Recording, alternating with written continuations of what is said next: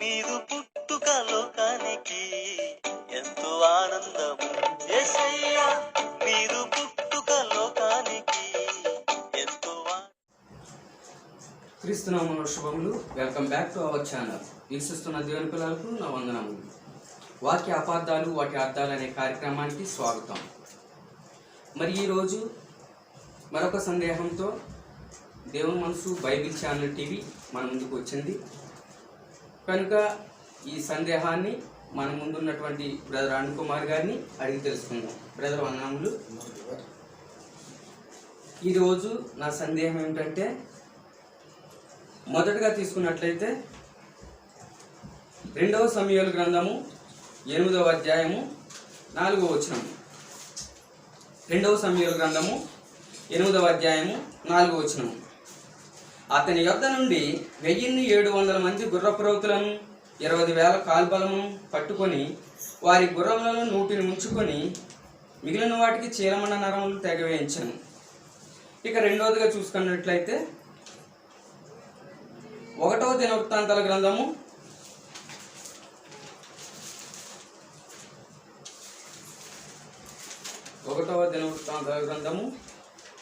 18వ అధ్యాయము 4వ వచనం.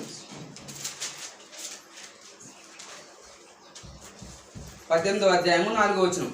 ఇక్కడ అతని యొద్ద నుండి 1000 రథములను 7,000 గుర్రపురౌతులను 20,000 కాల్బలమును పట్టుకున్నాను. దావీదు ఆ రథములలో 100ంటికి కావలసిన గుర్రములను ఉంచుకొని కడమవాటన్నిటికీ చీలమండ నరము తెగవేయించాను. ఇకపోతే 3వ సందర్భము 2వ సమూయేలు గ్రంథము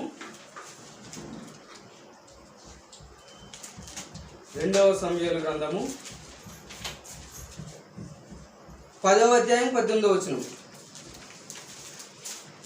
10వ అధ్యాయం 18వ వచనం. సిరియానులు సన్నద్ధులై దావీదును ఎదుర్కొని వచ్చి అతనితో యుద్ధము కలిపి ఇజ్రాయేలుల ఎదుట నిలువుజాలకు పారిపోగా దావీదు సిరియానులో 7,000 మంది రథకులను 40,000 మంది గుర్రపురౌతులను హతము చేశాను. మరి ఒక సందర్భము 4వదిగా చూసినట్లయితే మొదటి దినవృత్తాంతాల గ్రంథము 19వ అధ్యాయము 18వ వచనం. అయితే సిరియానులు ఇశ్రాయేలీయుల ఎదుట నిలువలేక తిరిగి పారిపోయేది. దావీదు సిరియానుల్లో 7,000 రథకులను 40,000 కాల్బలమును హతము చేసి సైన్యాధిపతి అయిన షోపాకును చంపివేశాను.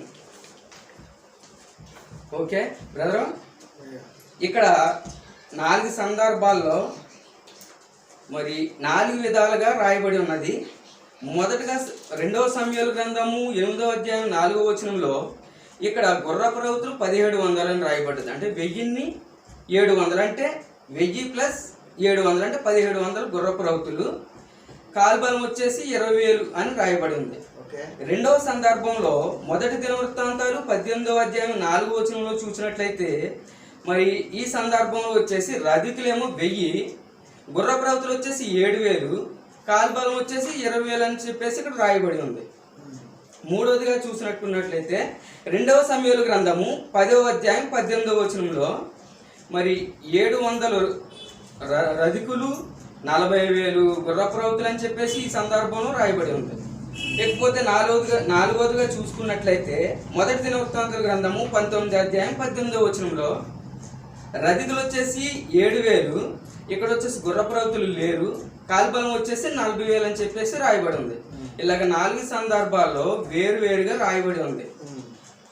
అయితే ఏదేమైనప్పటికీ మరి మోయాబులే కానీ, ఫిలిస్తీన్లే కానీ, తర్వాత సిరియానులే కానీ వీరందరి మీదకి దావీదు గారు యుద్ధానికి వెళ్ళి మరి ఎంతమంది యుద్ధంలో చంపివేయబడినట్లుగా రాయబడి ఉంది. క్లియర్గా అయితే నాకైతే తెలియలేదు.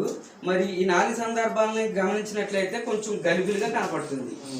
దయచేసి మరి నాకు ఈ 4 సందర్భాల్లో ఎంతమందిని చంపాడు యుద్ధం చేసి దావీదు గారు యుద్ధానికి వెళ్ళి ఎంతమందిని చంపినట్లుగా మరి ఉంది అన్నది నాకు కొంచెం క్లారిఫికేషన్గా కొంచెం వివరంగా చెప్పవలసిందిగా 4 కోరుచున్నాను. మంచిది. ఇది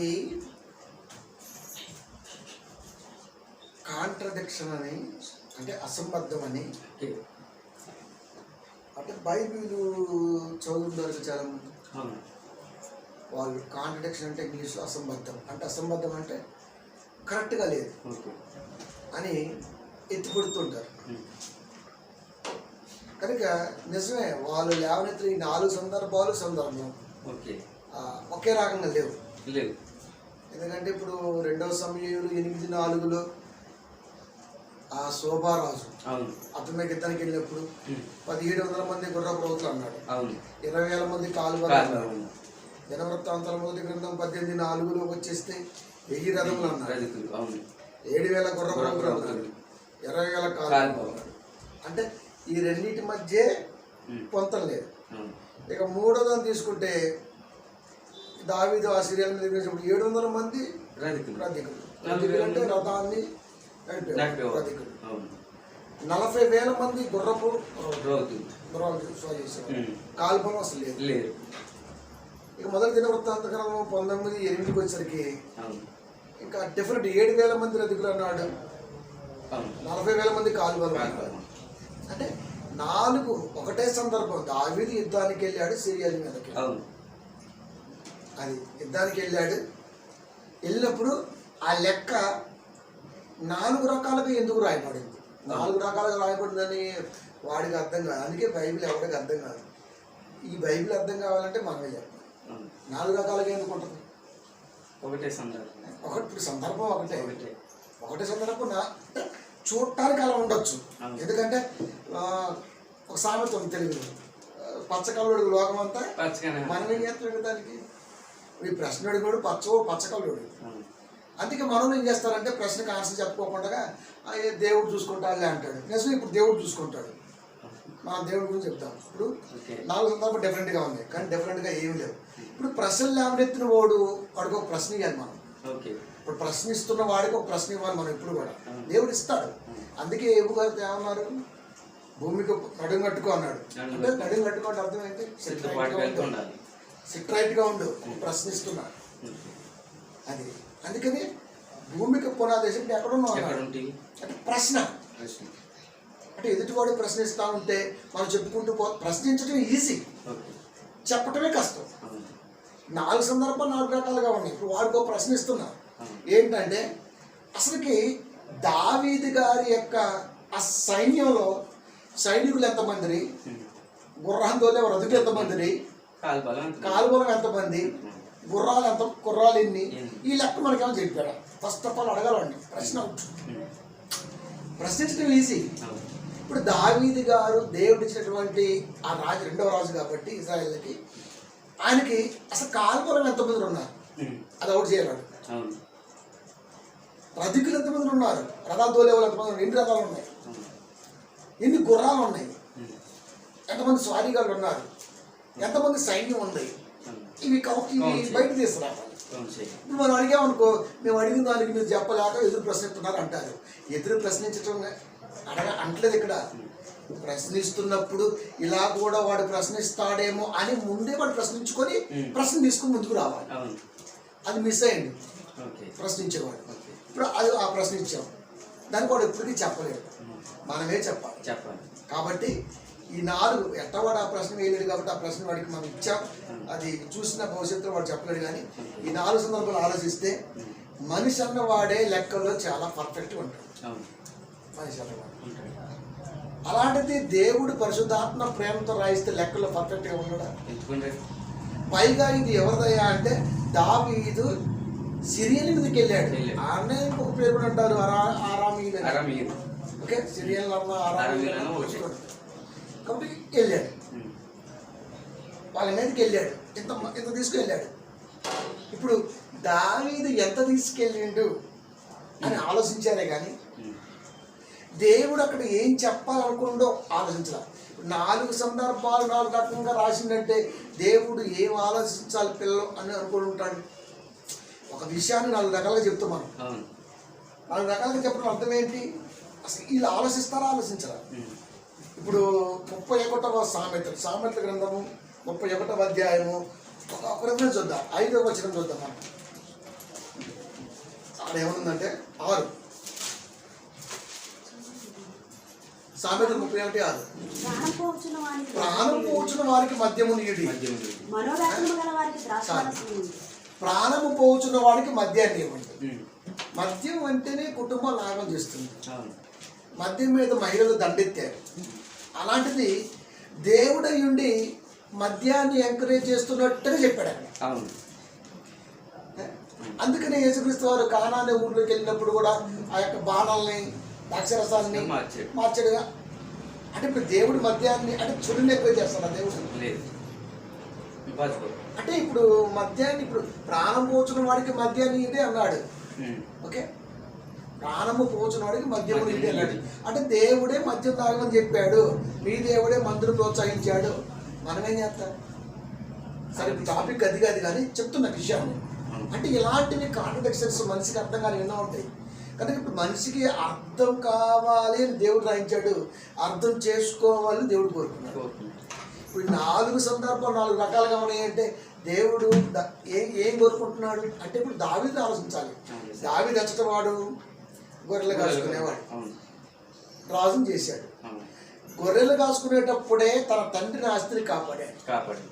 ఓకే, తొడేళ్ల నోటిలో నుంచి తండ్రి ఆస్తిని కాపాడాడు. తర్వాత ఫిలిష్తీయుని చంపి దేవునికి మహిమ పరిచాడు. అప్పుడు ఒక మాట అంటాడు, యెహోవా వీరే. అంటే దావీదు చిన్నప్పటి నుంచి ఎవరి మీద ఆధారపడ్డాడు? దేవుని మీద ఆధారపడ్డాడు. దేవుని మీద ఆధారపడ్డప్పుడు యుద్ధానికి వెళ్ళినప్పుడు ఎవరి మీద ఆధారపడతాడు?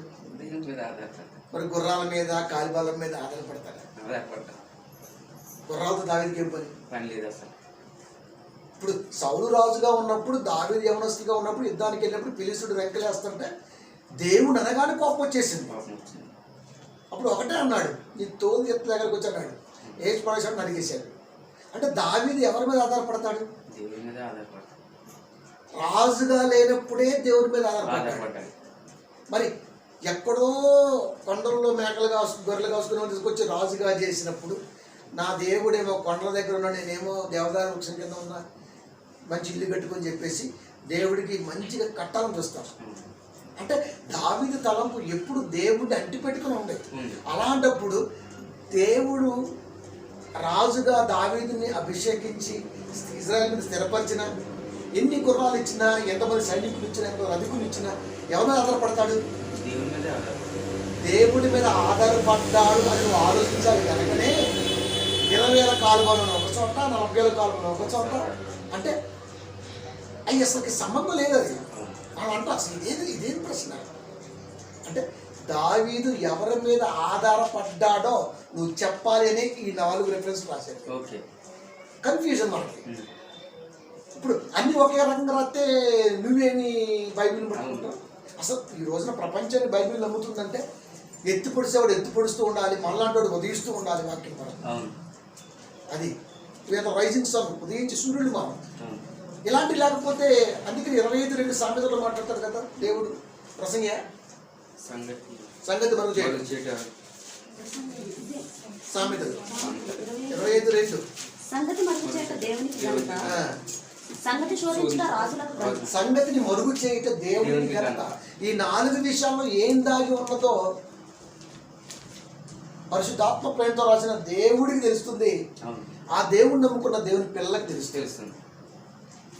55:8 యెషయా గ్రంథము, మీ తలంపులు 9 కిందకు వస్తే ఆకాశమంత ఎత్తులో తలంపులు ఉండదు. నువ్వు భూమి మీద ఎంతున్నా పుడతంలాగా నువ్వేం ఆలోచిస్తావు? బైబిల్ ఈ 4 రాయడం ఉద్దేశం ఏంటంటే దావీదు ఆధారపడింది నువ్వు చెప్పాలి. ఆధారపడింది చెప్పకపోయినా అసలు దావీదు ఎన్ని కలిగి ఉన్నాడో చెప్పాలి. ఆధారపడింది చెప్పలేడు, దావీదుకు ఉన్నటువంటి ఆ యొక్క సైన్యబలం ఎంతో చెప్పలేడు. అంటే ఇది ఏం చెప్తాడయ్యా అంటే రెఫరెన్స్ తీసుకొని తప్పని చెప్తాడు. చాలా ఈజీ తప్పని చెప్పడం. తప్పని చెప్పడం ఏమన్నా తప్పండి అంటే అయిపోయా. ఎలా తప్పు? ఇప్పుడు మనం ఇస్తున్న ప్రశ్న, ఇప్పుడు నువ్వు చెప్పు దావీదు యొక్క సైన్య బలం ఎంత చెప్పమను అండి. కాలుబలం 40,000 అన్నాడు, 20,000 చూడాలంటున్నాడు. అసలు కరెక్ట్ కాలుబలం చెప్పమను, గుర్రాలన్నీ చెప్పమను, రజుటత్వం చెప్పమను. దావీదు ఎవరి మీద ఆధారపడతాడు అంటే దేవుని మీద ఆధారపడతాడు. అంటే దావీదికి సైన్య బలంతో పని ఏంటి? సైన్య బలంతో పని లేదు అని సైనికుడిగా లేనప్పుడు దేవుని సైనికుడిగా ఉన్నప్పుడు, అంటే దేవుని సైనికుడు అంటే వాడిని పిలిచి చంపినప్పుడు. దైవ సైనికుడే చంపగలడు, మిగతా చంపలేడు. మరి సౌలుకి ఎంతమంది కాలుబలం ఉంది?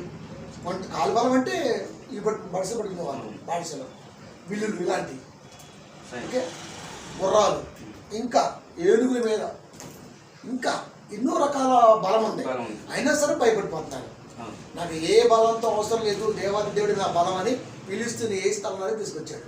అక్కడ అర్థమైపోవాలి దావీదు వెనకాల ఎవరున్నారు, దేవుడు ఉన్నాడు, దేవుడి మీద ఆధారపడి ఉన్నాడు. ఇన్ని రాస్తున్నాడు అంటే దీని వెనకాల ఏముంది లెక్క అంటే దావీదు ఆధారపడింది దేవుడి మీద అని వాడు చెప్పాలి. వాడు చెప్పడం అలాంటి వాడు వస్తాడని ముందే గుర్తెరిగిన దేవుడు ఈ మన కొరకు రాస్తాడు. గుజరాత్ ఇంకొక లెక్కేద్దాం. ఇప్పుడు మనం ఆయుష్కాలం ఎంత అంటే చెప్పగలం. ఏమని? పుట్టినప్పుడు డేట్ వేస్తారు కాబట్టి, చనిపోయినప్పుడు డేట్ ఉంటుంది కాబట్టి, ఇది వయసు 60 ఏళ్ళు 70 ఏళ్ళు 100 ఏళ్ళు వస్తాడు. కానీ ఎవడూ చెప్పలేనిది, ఎప్పటికీ చెప్పడం కుదరంది ఒకటి ఉంది బైబిల్లో. ఎప్పటికీ చెప్పలేనిది, భూమి ఉన్నంత వరకు చెప్పలేనిది ఒకటి ఉంది. చాలా సింపుల్. 10:30 మత్తాయి. ఎవడం వల్ల కాదు, ట్రై చేసి చూడమని చెప్పండి.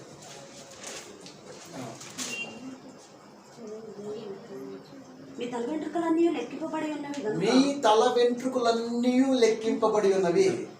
ఇప్పుడు 139:16 ఏమన్నాడు కీర్తనలో? నేను పిండమునై ఉండగా మీ కన్నులు నన్ను చూచాను. నియమింపబడిన దినములు ఒకటి కాక మునిపే నీ కన్నులు నన్ను చూచాను. అంటే మనిషికి ఆయుషంతో మనిషి చెప్పగలుగుతున్నాడు, దేవుడు ముందే రాసుకున్నాడు. వాడు పోయిన సమయాన్ని బట్టి వీడు ఇప్పుడు పుట్టాడు, ఇప్పుడు పోయాడు కాబట్టి ఈ రోజు 70 అని చెప్పగలరు. నియమింపబడిన దినములు రాసుకున్నాడు కాబట్టి పోయిన తారీఖు వేసుకుని చెప్పగలుగుతున్నాడు 70 ఏళ్ళు బతికాడండి బాగానే. కానీ 10:30 మత్తయి వార్తలో యేసుక్రీస్తు గారికి నీ తల వెంట్రుకలన్నీ లెక్కింపబడి ఇప్పుడు తల్లి గర్భములోంచి ప్రప్రదంగా భూమి మీదకి వచ్చినప్పుడు వాడి తలలో ఎన్ని వెంట్రుకలు ఉన్నాయి? ఒక ప్రశ్న. నువ్వు 4 ఇచ్చావు కదా, నేను ఇప్పుడు 4 ఇస్తా. అందుకే చెప్తుంటే ఎప్పుడు మీసాలు పెట్టుకున్నా పెట్టుకోకపోయినా బోడి మూతి నాకు చూసినా వాడే ఎవడో కానివ్వండి. మనం ప్రశ్న దేవుడి మనసులోకి ఇలాంటివి వచ్చాయంటే కౌంట్ వాడికి ఎన్కౌంట్ అవుతుంది అన్నమాట. ఫస్ట్ ప్రప్రదంగా తల్లి గర్భంలో నుంచి భూమి మీదకి వచ్చినప్పుడు వాడి బోడి మీద ఎంత ఉంది బొచ్చు? ఫస్ట్ ప్రశ్న. ఎవడని చెప్పాలి? భూమి మీద బతికినప్పుడు చెప్పాలి, మీద కూడా చెప్పాలి. ఇది చెప్పలేడు. ఇంకోటి రాసుకో. ఒకటి చెప్పలేడు. ఇంకొకటి, జుట్టు ఎప్పుడు పెరుగుతున్నాయి అంటే 3 నెలల తర్వాత పెరుగుతుంటుంది. ఓకే, అప్పుడు దాకా ఒక లెక్క ఉంది. 3 నెలల నుంచి 3వ సంవత్సరం జుట్టు తీసేంత వరకు మనకు చాలా మందికి అలవాటు ఉంది. సరే తప్పు 10 పక్కన పెట్టు, దాని గురించి మనకు వద్దు. అప్పటి వరకు జుట్టు పెరుగుతుంటది. జుట్టు తీసేంత వరకు 3వ సంవత్సరంలో కత్తి ఏదో అనుకుంటారు కదా, సరే దాని గురించి మనం మాట్లాడలేదు. అప్పటికి ఎంత ఉంది? పుట్టినప్పటి నుంచి 3 నెలల వరకు ఎంత ఒక లెక్క చెప్పాలి. అక్కడి నుంచి 3వ సంవత్సరం వరకు ఒక లెక్క చెప్పాలి. రెండోది, అక్కడి నుంచి జుట్టు ఒత్తుగా పెరుగుతుంటుంది. ఎప్పటి వరకు పెరుగుతాయి అంటే 35 ఇయర్స్ వరకు పెరుగుతుంటుంది మనిషికి. నెత్తి మీద పొచ్చు 35 ఇయర్స్ పెరుగుతూనే ఉంటుంది వాడికి. ఇప్పుడు 3వ సంవత్సరం నుంచి 35వ సంవత్సరం వరకు వాడి నెత్తి మీద జుట్టు ఎంత ఉంది? 3 అయినా. ఇక అక్కడి నుంచి జుట్టు ఊడిపోతుంటుంది. దాన్ని ఎయిర్ పాల్ అంటుంటారు. ఇప్పుడు అర్థం ముందుకు వెళ్ళి ఊడిపోతుంది, తగ్గిపోతుంటుంది. తగ్గిపోయినోడు చెప్పాలి, లేక తగ్గిపోయినోడుగా మళ్ళీ అంటున్నాడు గట్టిగా ఉన్నోడు కూడా చెప్పాలి. ఎప్పటి వరకు? చనిపోయేంత వరకు. ఈ 4 కాలమ్స్లో మనిషి జుట్టు లెక్క చెప్తే ఇప్పుడు 1 నుంచి 3 నెలల వరకు ఒక 50,000 ఇంటికి అనుకుంటున్నాం. 50,000. ఓకే, 3వ నెలల వరకు 50,000. ఇప్పుడు 3వ నెల నుంచి 3వ సంవత్సరం వరకు ఒక 3 లక్షలు అనుకుంటాం. 3 to 3 సంవత్సరాలు 3 లక్షలు.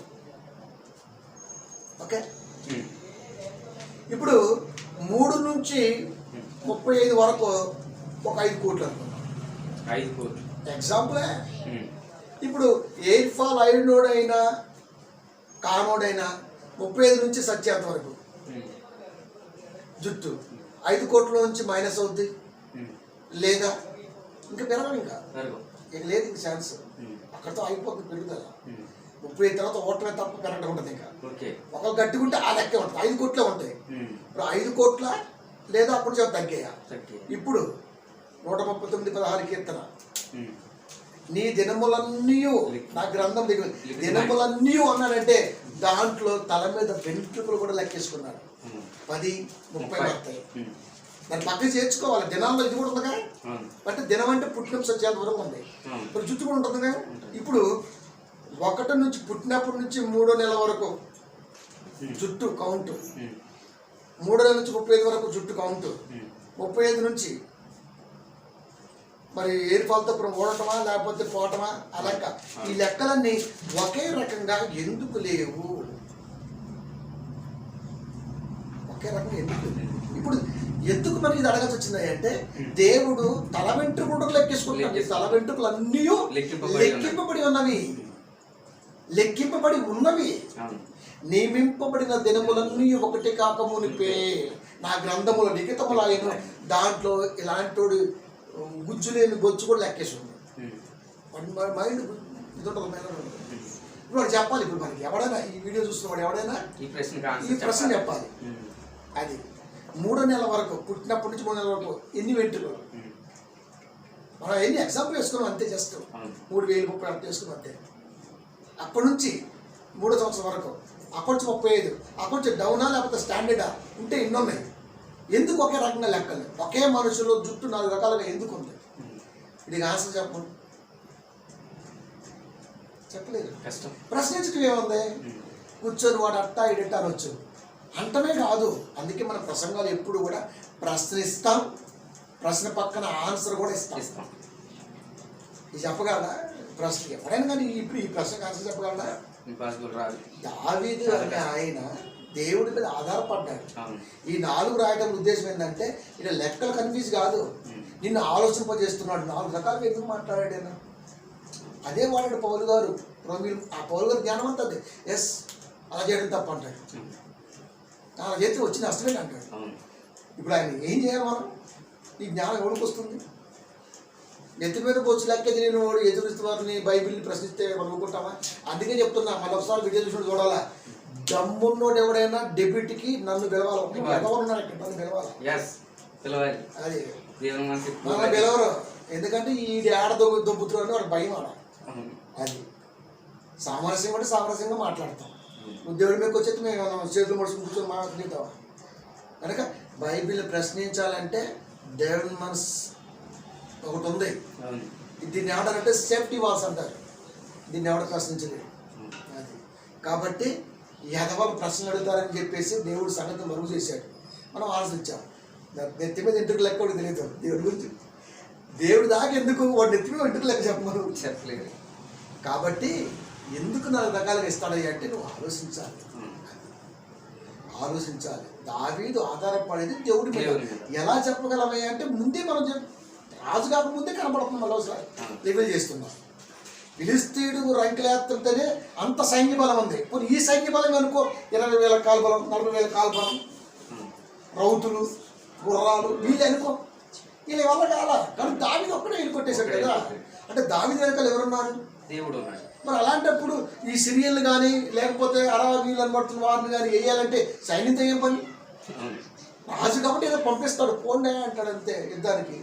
కానీ దేవుడికి మొక్కుతాడు, ప్రభా యుద్ధానికి పిల్లలు అంటే దావీదు విజయం నీదే. అక్కడ దేవుడు ఏం చూస్తాడు? వెళ్ళిన వారిని చూడడం. దావీదు ప్రార్థన చూస్తాడు, దావీదులో భక్తిని చూస్తాడు. దావీదుకి విజయాన్ని అందించాలి కాబట్టి విజయం చూస్తాడు. అందుకని విజయోత్సవంతో 40 సంవత్సరాల పాటు దావీదు ఇజ్రాయెల్కి రాజుగా చరిత్ర సృష్టించాడు. 40 ఏళ్ళు అంటే ఇప్పుడు ముఖ్యమంత్రి 8 సార్లు ముఖ్యమంత్రి రావాలి అంతే కదా, కంటిన్యూడ్గా. కనుక అలాంటి దిగ్విజయం పరిపాలించిన మహానుభావుడి గురించి రాస్తున్నప్పుడు ఎవరండి ప్రశ్నించేది బైబిల్ని? కనుక ప్రశ్నించడానికి సిద్ధపడమాకండి. ఎందుకంటే మనం ఉన్నాం ఇక్కడ. We are the dinosaurs. పీకి పడేస్తాం, మాన్స్టర్ అంటాం. అందుకే మన వాక్యం చెప్పాను. అది మీరంతా గ్యాంగ్స్టర్లే. ఇక్కడ మాన్స్టర్ అంటే అర్థం ఏంటి? వేటాడతాడు అనమాట. వాడికి దయ దాక్షిణ్యం ఉండదు. అది వేటాడేవాడికి ఏముండదు దయ? సుమంటు సోత పడుతాడు, గొడ్డని గొడవలో నడుతాడు తలంపుల్ని. ఏదంతా చేతికి ఏదంతా దాంతో కొడతాడు. వాడు మాన్స్టర్. అది వాడికి ఆకలి ఎక్కువ, వాక్యం ఆకలి ఎక్కువ వాడికి. కాబట్టి దేవుని మనసు మాన్స్టర్. ఓకే, కనుక రెఫరెన్స్లు చూసి బాధపడమాకండి, భయపడమాకండి. రెఫరెన్స్లు మీకు అర్థం కాకపోతే దేవుడు ఉన్నాడు, దేవుని మనసు ఉంది మీతో. Praise the Lord. దేవుని స్తోత్రం. మీకు అర్థం అనుకుంటున్నాను. వీడియో అర్థం కాకపోతే ఒకటికి ఇంకోసారి చూడండి. చాలా హార్ట్ఫుల్గా ఉంటుంది video. Right, thank you. Okay, thank you brother. మరి నా ప్రశ్నకి సమాధానం చాలా క్లుప్తంగా, వివరంగా, భావజాలంతో ఎంతో గొప్పగా వివరించారు. మరొకసారి మీకు వందనములు. అలాగే చూశారు కదండి, మరి ఏ బైబిల్ నుండి ఏ ప్రశ్నకైనా, ఎలాంటి ప్రశ్నకైనా సరే మరి వివరణ చాలా గొప్పగా ఇచ్చారు. ప్రపంచవ్యాప్తంగా మనకే కాదు, ఈ సంఘంలో ఉన్నటువంటి మన సంఘ బిడ్డల వరకే కాదు, మరి ఆత్మీయ కార్యక్రమాలు ఎన్నో దేవుని మనసు ద్వారా, మరి ఆత్మీయ మళ్లింపు అనే కార్యక్రమం, తర్వాత మరి వాక్య జ్ఞానాభివృద్ధి కార్యక్రమం, అలాగే మరి వాక్య పఠన కార్యక్రమం, ఇలాగే దేవుని మనసు బైబిల్ కాలేజీ నుండి అనేకమైన కార్యక్రమాలు తలపెడుతూ మనకే కాకుండా మరి వాక్యం వీక్షిస్తున్నటువంటి బయట బిడ్డలకి ప్రపంచవ్యాప్తంగా ఫేస్బుక్ ద్వారా, యూట్యూబ్ ద్వారా, అలాగే వాట్సాప్ ద్వారా అనేక మందిని ఆలోచింపజేస్తున్నారు. కనుక ఇప్పటి వరకు చూశారు కాబట్టి దేవుని మనసు బైబిల్ కాలేజీ వారి ఈ యొక్క కార్యక్రమాల్ని చూడండి, ఆత్మీయ మేలు పొందుకోండి. అలాగే మా ఛానల్ దేవుని మనసు బైబిల్ ఛానల్ సబ్స్క్రైబ్ చేసుకోండి, షేర్ చేయండి, లైక్ చేయండి. మరొక ఎపిసోడ్తో మరలా కలుద్దాం. Praise the Lord. Thanks for watching and please subscribe. Thanks to all. God bless you.